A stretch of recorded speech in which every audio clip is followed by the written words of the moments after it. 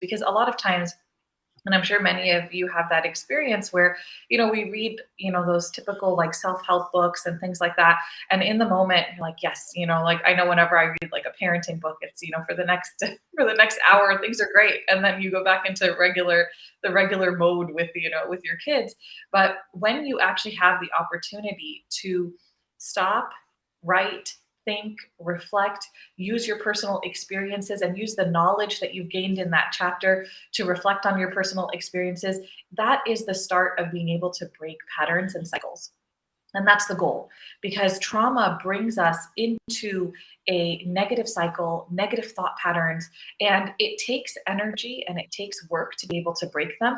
And it's often not enough to just listen or read about something. You need to enact it into your life, and being able to reflect and do an exercise that targets that particular negative cycle or negative thought pattern is very, very helpful and really transformative in the healing process, inshallah.